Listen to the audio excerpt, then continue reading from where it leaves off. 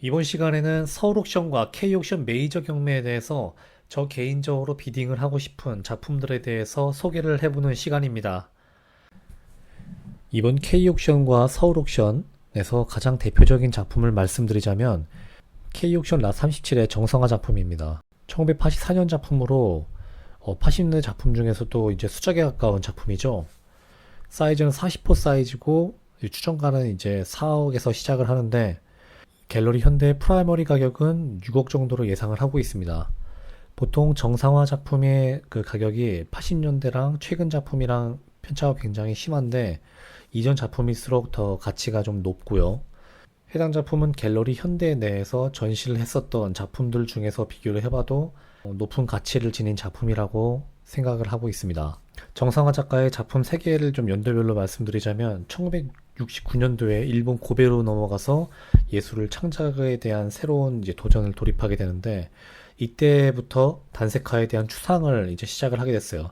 그래서 다양한 기법과 매체 실험을 통해서 격자형에 대한 화면 구조를 확립을 할 때가 이제 그 일본에 있었던 시기였고 그 다음에 1978년도에 파리로 넘어가서 1992년도까지 작업을 하기 시작합니다. 이후부터는 국내에 그 경기도 여주의 작업실에서 지금까지도 작업을 하고 계시죠. 작품을 제작하는 방식은 고령토 진흙과 물과 악교 혼합물을 캔버스 정체에 이제 고루 바르는 것이 첫 번째 단계고 이것들이 마르고 나면은 캔버스 틀에 조심히 떼어낸 다음에 캔버스 뒷면 전체에 가로 세로의 그런 대각선 등의 격자 무늬들을 그려놓고 그 선을 따라서 캔버스를 꼼꼼하게 접은 다음에 전체의 조화를 생각해서 원하는 부분에 그런 고령태를 떼어내게 됩니다. 격자 부분 쪽에. 혼합물이 이제 떨어져 나간 부분들에 유화 물감들을 겹겹이 채워넣으면서 덜어냄과 더하기의 그런 완벽한 조화를 찾을 때까지 이런 지속적인 행위를 반복을 하고 있습니다. 그래서 굉장히 어려운 작업임에도 작가 혼자서 이런 작업들을 진행을 하는 장인 정신이 돋보이는 그런 작품들을 남기고 있고요. 작품의 가치가 높은 만큼 해당 작품의 추정가가 높긴 하지만 어느 정도 좀 비딩이 있을 거라고 예상을 하고 있어요. 첫 번째는 서울 옥션 대구 세일입니다. 1년에 한 번씩 진행을 하는 대구 세일에 7월 25일 화요일 날 16시부터 이제 진행을 할 예정인데요.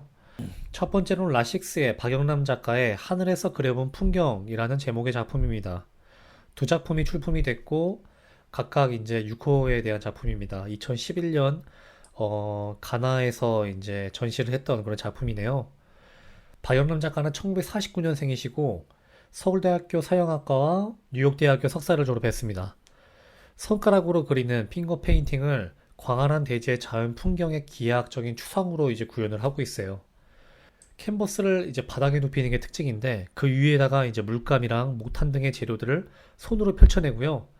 절구를 빻아서 이제 곱게 가루를 낸 목탄을 마치 씨앗 뿌리듯 섬세하게 캔버스를 얹는가 하면 목탄이 묻어있는 절구공이를 거칠게 캔버스에 내려 찍기도 한다고 하네요. 그래서 이제 캔버스가 곧 대지라고 이제 작가는 표현을 하고 있는데 이 작품을 표현을 할 때 전등을 켜지 않고 작업실에 들어오는 햇빛에 의존을 해서 작업을 한다고 하네요. 그래서 이제 작가는 이 자연과 자기의 작품, 본인의 작품들을 하나의 이제 작업의 주체이자 영감의 원천으로 얻으면서 이제 표현을 하고 있습니다.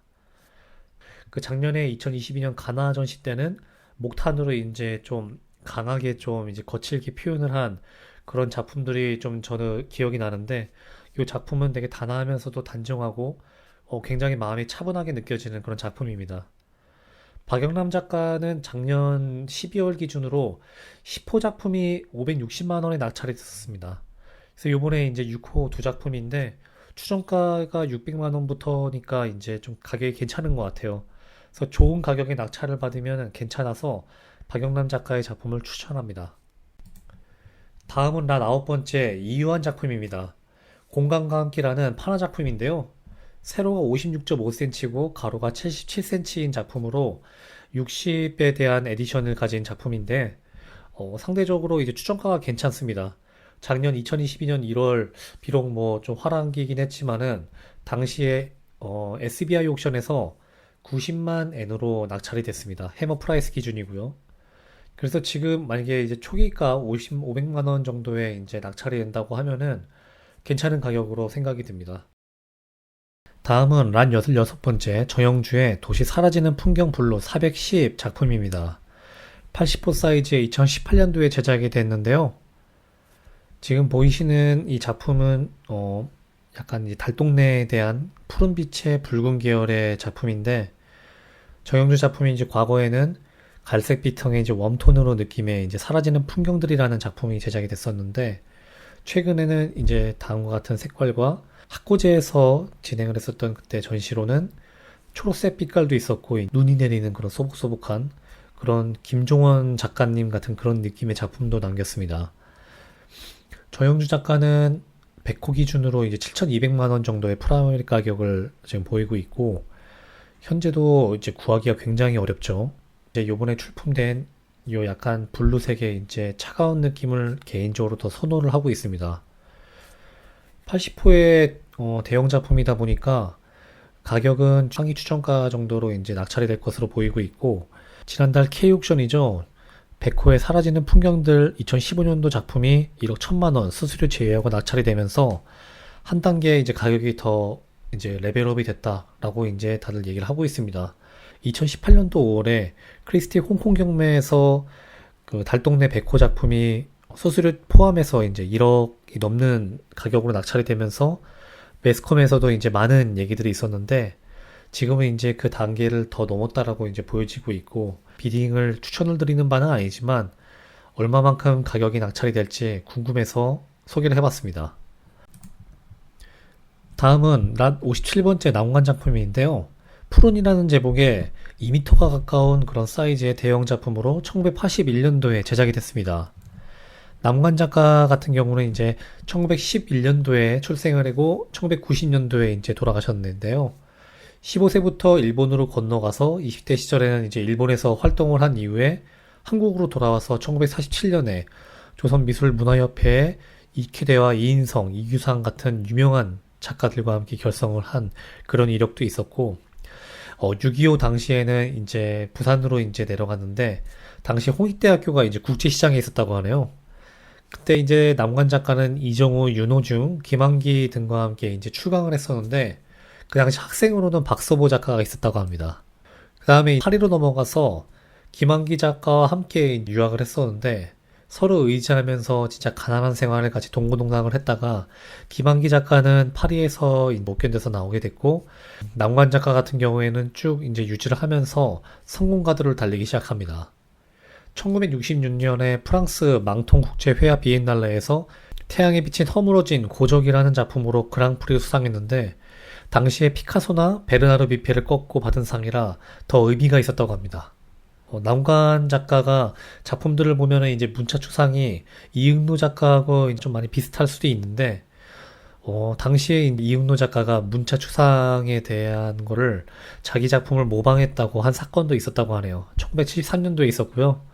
남관의 초기 미술은 이제 인물화, 풍경화 등의 이제 구상 미술에 이제 주안점이 있었는데 유럽 미술을 접한 한 이후부터는 추상화로 이제 방향이 전환되었고요.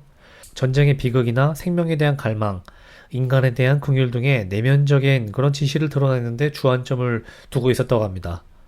추상화 초기에는 이제 붉고 어두운 색을 많이 이용을 했는데 후기에는 좀 더 세련된 그런 푸른색과 상형 문자, 마스크 등의 형상을 통해서 이제 인간의 본질을 표현을 했다고 합니다. 2022년 10월 25일 같은 경우에 160cm의 작품이 이제 9천만 원에 낙찰이 된 이력도 있었고 최고가는 이제 좀 푸른색의 이제 상형 문자에 대한 작품인데 2019년도 11월입니다. 당시에 이제 홀리 이제 홍콩 옥션에서 진행을 했던 그런 작품이었는데 4m 50이나 되는 그런 사이즈였고 가격은 이제 40만 달러가 넘게 낙찰이 된 이력도 있습니다. 이번 작품도 굉장히 좋은 작품 중에 하나로 그 후기 작품이죠. 남관의 후기 작품으로 이제 좀 화려함이 많이 이제 보이는 그런 작품으로 느껴질 수 있습니다. 가격도 이제 추정가 9천만 원부터 시작인데 추정가에 대한 하단 정도로 낙찰을 받으면은 상대적으로 괜찮을 것 같습니다. 그래서 남관 작가의 작품을 추천합니다.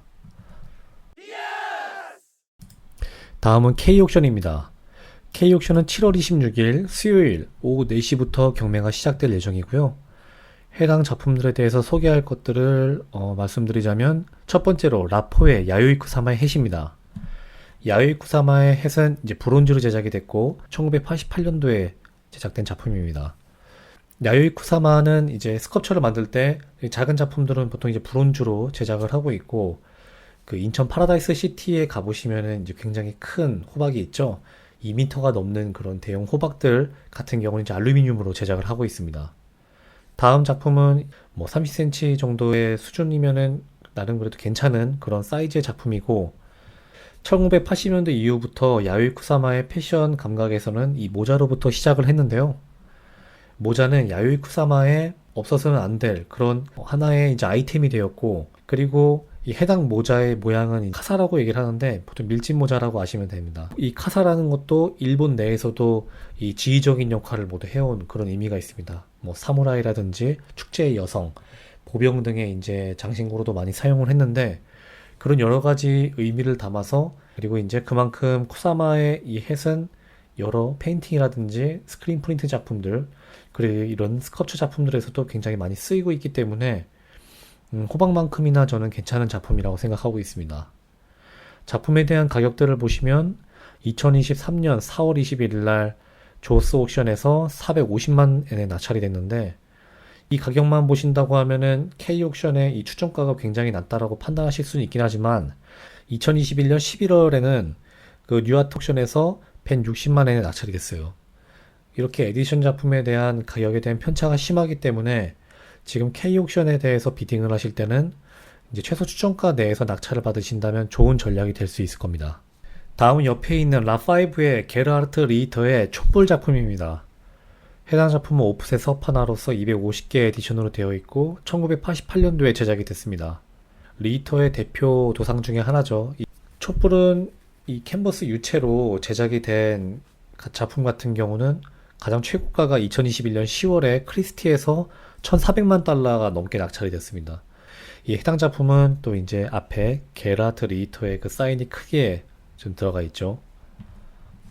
이 리히터의 촛불에 대한 그 이미지는 좀 초점이 맞지 않는 그림들로 이제 구성이 되어 있는데 마치 사진기로 이제 찍은 것처럼 이제 뿌옇게 그려져 있는 게 특징입니다.